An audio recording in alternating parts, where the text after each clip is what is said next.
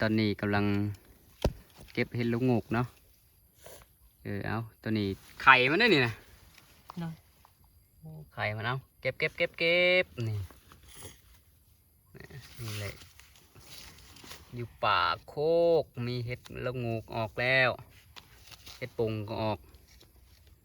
เห็ดปุงก็ออกนั่นจะหน่อยเนาะไปเก็บดอกต่อไปนี่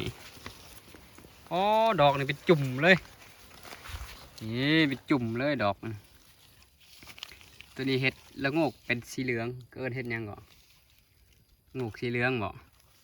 มันจะมีสองชนิดสีขาวกับสีเหลือง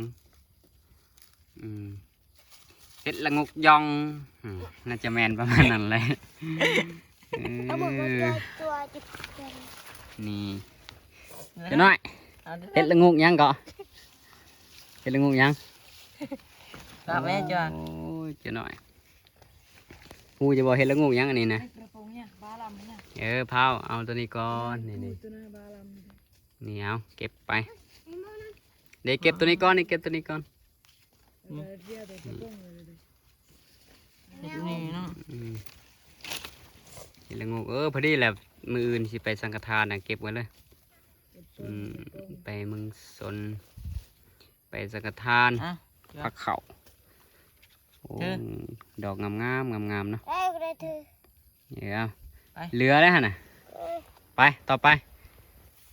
ไปนำไปจะน้อยอีไซนิดหน่อยไปนี่อยู่ตัวนี้เฮ็ดปงตัวนี้เอาแต่ต้นดอกใหญ่เด้อเฮ็ดปงนี่เฮ็ดปงนี่ก็ไม่เห็ดปงเลยก็มีใส่นี่เฮ็ดปงเลยนี่แหละเพื่อนเฮ็ดปงนี่ต่อมากะ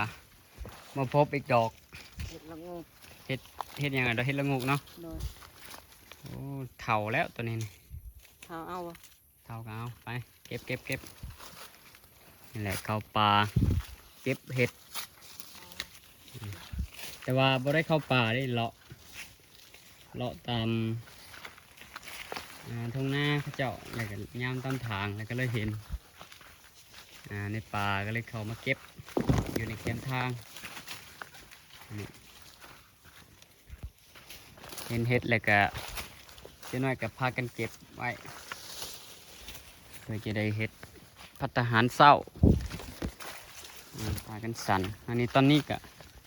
ขำแล้ว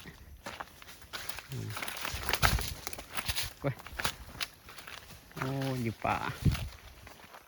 แต่เก้าเท่านี้ก็เป็นป่าเห็ดเห็ดปวกเห็ดละงูแต่ว่าที่แน่ๆก็คือเห็ดป๋งอยู่ในเขตนี้อันนี้เป็นหนทางที่เขาย่างมาอะไรก็ไม่ได้ผ่านเห็น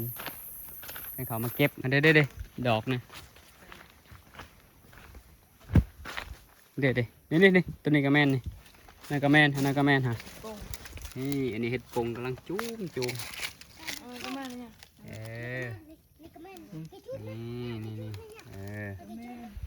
ทำไมอันนี้เนาะแล้วต่อมาเอาไปสิมาเก็บยูลุมพี่นี่ตัวนี้น่าจะเป็นเห็ดดินแต่ก็เอาแล้วนี่อันนี้เห็ดระยองเห็ดระยองระยองเห็ดดินเหรอเห็ดดินก็เอาแล้วได้เห็ดดินเนาะเอาแต่ตัวใหญ่เนี่ยตัวน้อยก็เอาแล้วนี่กำลังจูมโอ้ตัวนี้ได้หลายเลยเต็มกำให้มันแหละนี่ใส่ตัวน้อยยิ้มไปแน่โอ้ยิ้มไปแน่ยิ้มคือยิ้มคือผู้ยิ้มแน่ยิ้มกว้างๆแน่บ่เอาเห็ดตัวนะ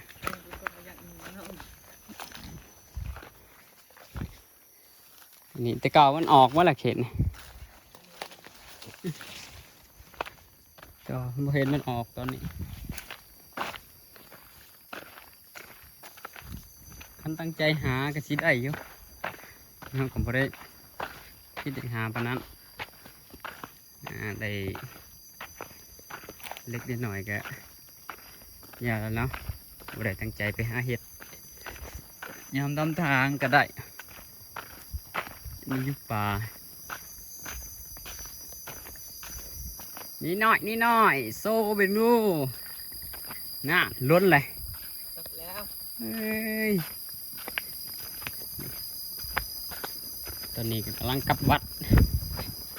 นี่ถ่ายคลิปไปนำกลับวัดเนาะก็มีห้วยน้อยเป็นห้วยลังสี